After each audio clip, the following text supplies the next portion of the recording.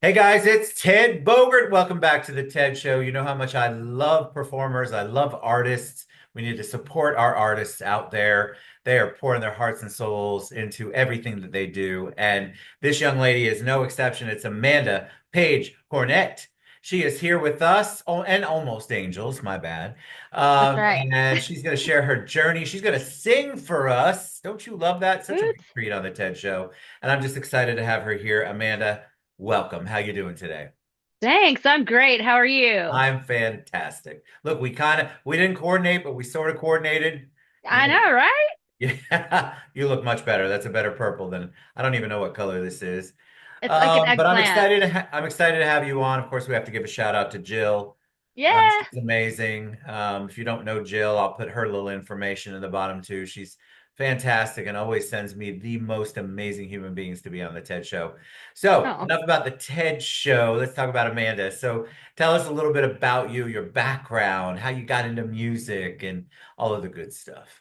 Well, I'm originally from Spartanburg, South Carolina, home of lots of other musicians, Pinky Anderson, Marshall Tucker Band, Marshall Chapman. Recently heard found out there's a banjo player from Spartanburg as well. But I grew up with kind of surrounded by the Southern rock culture and music, and I love blues and country. I probably started out as a country artist and then kind of melded into what I call Southern rock and soul, which kind of includes all three.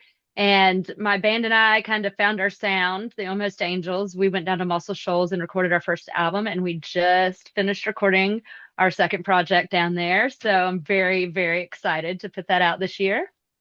What's it like going from you said you grew up around music, so it's one thing to grow up around it and sing in church or sing in family, and then it's another thing to as an adult to choose that as your vocation. What was that like? Was it a big decision? Was it easy? Was the transition difficult? Tell us a little bit about the journey. I would say it takes a lot more bravery to try and do more than just singing around home. Yeah. I made the decision that I was going to move to Nashville because I feel like first time I sang a song I wrote myself, it was pretty magical, and I felt like that's what I was meant to do. And so from that point on, I knew that was kind of the path, even though I was kind of I'm blessed and cursed with well-roundedness, so I had the science mind too. So I didn't want to major in music when I went to school, so I majored in sports science and sports medicine Wow. area. So yeah, I have a little bit of both sides of the brain, but it kind of helps keeps me balanced. But music was always the plan. Once I performed for the first time a song I wrote, it just was like, yep, this is what I'm supposed to do. So What was that like? I've had artists on before, they describe it as magical and connected. And so what was it like when you're performing your song that you wrote on stage in front of a whole bunch of people? Because if you've never been on stage, let me tell you, if you're singing or performing, especially something that you wrote, it's like bearing your heart and soul. You're almost naked up there. I mean, you're being it authentically you. it really is a lot more nerve-wracking. Like acting, I can do all day and don't even get nervous. But when it comes to singing a song that's personal or whatnot, it's a lot. It is a lot more personal. It is a lot more bearing your soul. It does take a lot more nerve, but I think that it's good to get nervous. I think if I stop getting nervous at all, then that's a bad thing. So, I totally agree. I think the butterflies are good, right? Because yeah, the nervousness, and you tell me if you agree with this, I feel like the nervousness comes from I want to do my best for the people who have paid to come see me or are coming to see me. absolutely. If you don't care, then you don't have a reason to be nervous. And yeah, so it's a sign of caring. I definitely believe that. So talk about Nashville. Tell me a little bit about the music scene right now, because obviously there's the way that we digest music is so Mhm. different than back in the Stone Age when I was digesting music. And I feel like there's so many more places to go and opportunities, and there's Zooms and there's StreamYards and all this stuff. Why Nashville? What was the draw there? Is it because of the music scene, or did you just feel like that's a place where I can give my southern rock and soul? Is that what you call it? Really, Nashville is kind of one of those places that you come to be and to grow into the musician you can be, is the way I look at it. You can't make a whole lot of money here. Like you have to go elsewhere to make any money. But but I do think we have some of the best musicians and coaches, vocal coaches, music coaches in the world. And I think that being in Nashville and having that competition, but also being willing to push yourself to grow is really the reason being here is important. I think there are a couple of cities around the world that are like that, where you're if you go into it with the attitude of I'm going to be the big super major star right away, you're probably going to go home disappointed. But if you come in with the attitude of I need to learn, I need to grow, I want to be better, I want to be the best I can be, then I think that you have a chance to do that and to grow and to learn from the people that have been here before. So Anybody who is there that I've had on the show or people that I know have gone there, it changes the way that they look at their music and their craft, and it helps hone it. Like it helps kind of build on it. definitely. So talk about being a group, Amanda Page Cornett, and do you say Cornett or Cornett? Cornett, you got it Cornett, I right. did it right. And Almost Angels. Talk about the music Yeah. behind that. How did that come to be? And what's that like with a group? Because then you have other people, right? You're all creatives trying to come together. Yeah. So I was put together with this sibling trio, the Petersons, probably about 14 years ago.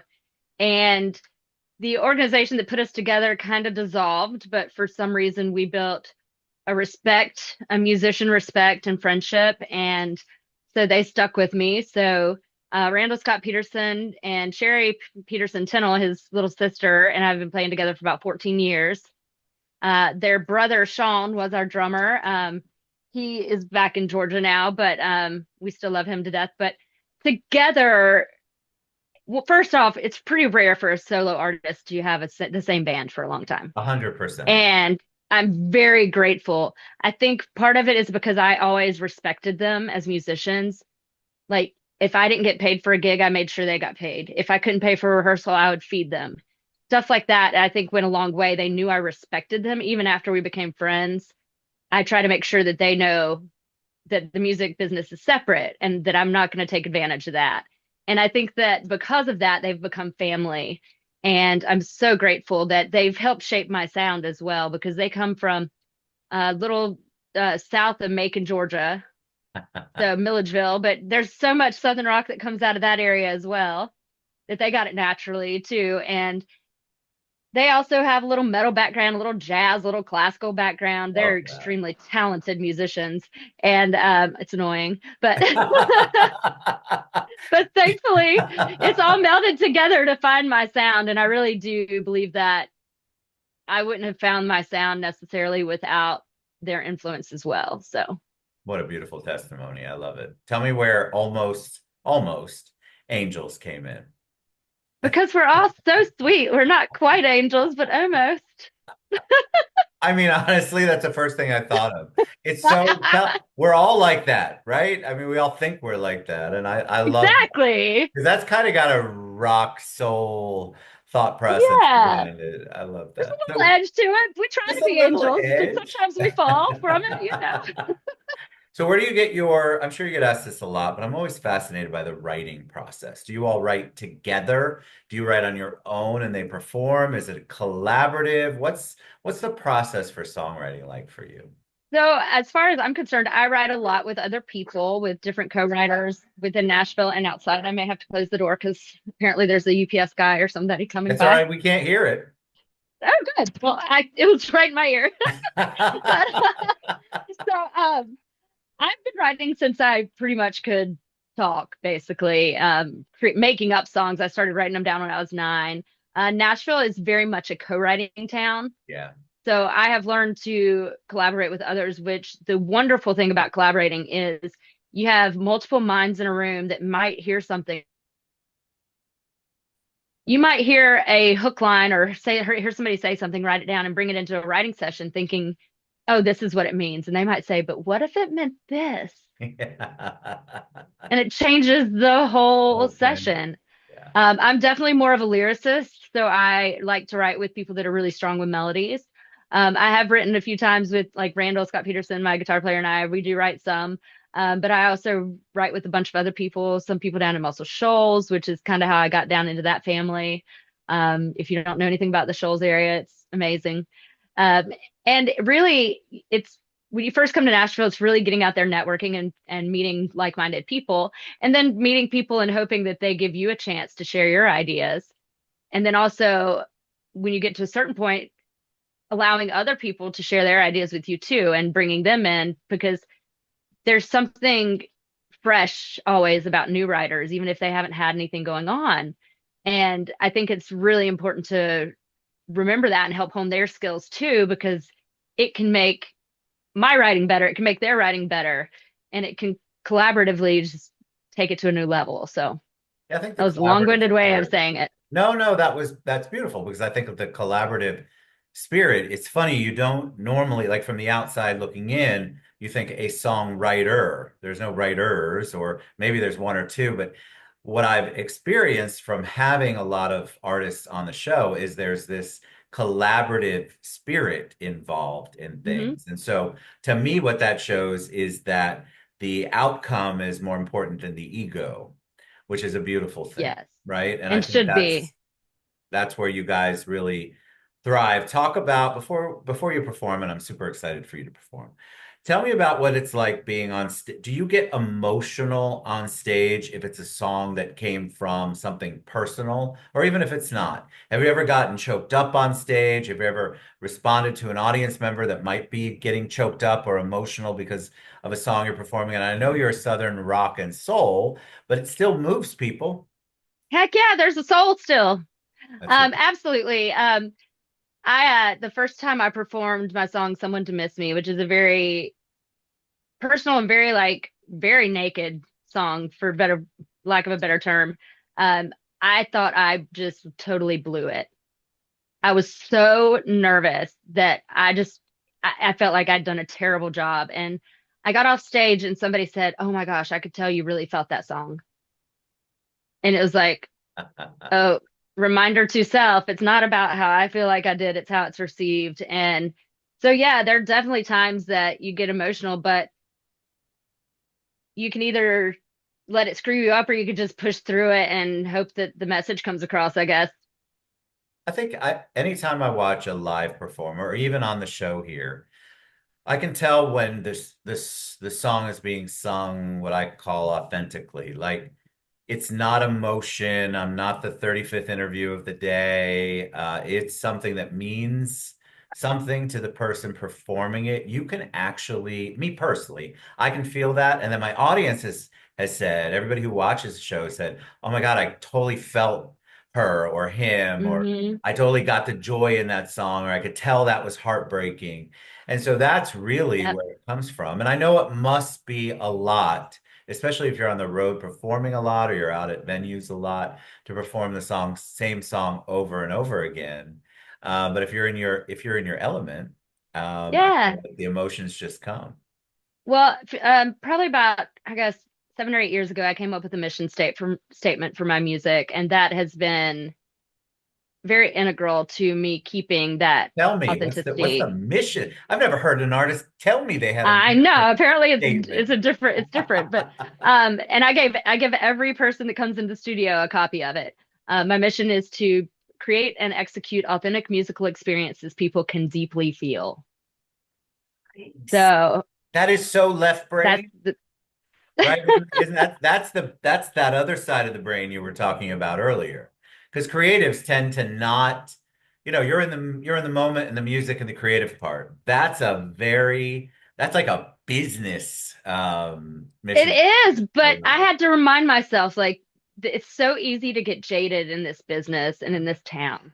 Like, I was at a point where I was like, I need to remember why I'm doing music, and even when it's hard. And so by finding that central point, and I haven't really changed that mission since I started it because I still go to it, but it keeps me almost grounded on why I'm really doing it and trying to keep the ego or keep the jadedness out. So So good. So works for good. me. I can't wait to share that mission statement when we share the share below. All right, so tell us about what you're going to perform. Give us the name of the song and a little bit about the background and how the song came to be. Well, I've been trying to figure out which one I want to perform, Oh, I like it. which is terrible, but like it's Well, the while you're truth. So, thinking, I'm going to sip on my champagne. oh, lovely. And I've got a little dog at my feet too. Um, I love it. tiny dog. So I'm gonna play this one, I think. It's an older song, but it's we've just cut it on the new album. Awesome. And I'm gonna see how I do because we changed the song so much when we went into the studio that I'm really, really excited about it.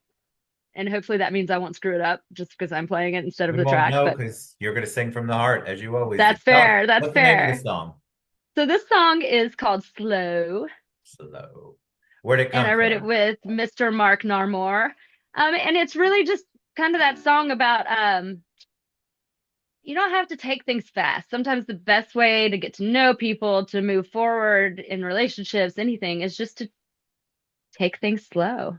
Love it. So, All right, Amanda and Page I don't know if I'm gonna Cornett. be too loud or not. I'm gonna pull You're one of these good. out. I'm gonna mute myself and let you go. Here we go. Okay, if I'm too loud or you can't hear me, just point or something. So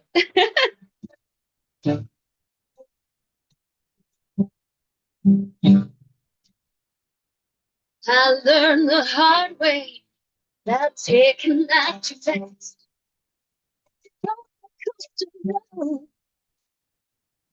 Seems to last and coming on too strong makes me hit the brakes. If you want to make my way, you gotta take it slow and relax it. In the winter time, cross the Julius sky. That means on the stuff rest if you wanna give it a go, you gotta take it slow.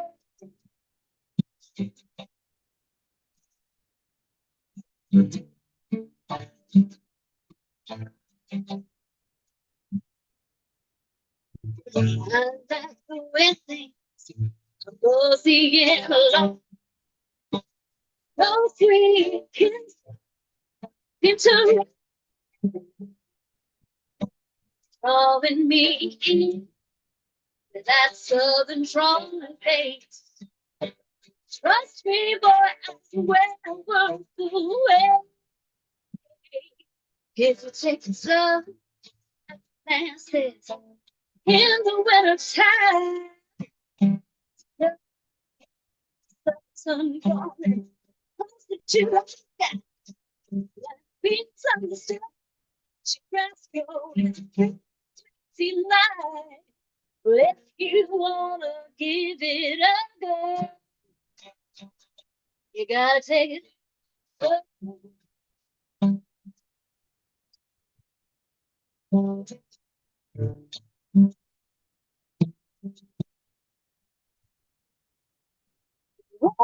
When it's growing,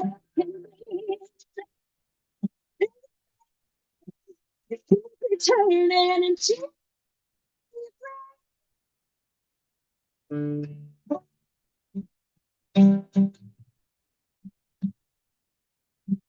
love.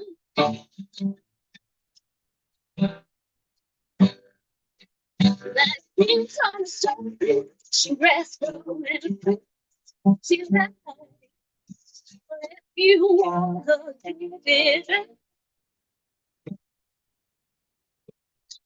you wanna give it up. If you wanna give it a go, you gotta take it slow.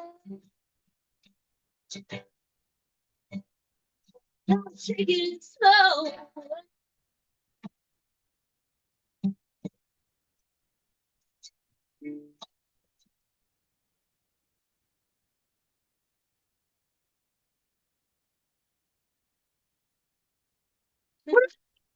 Something like that.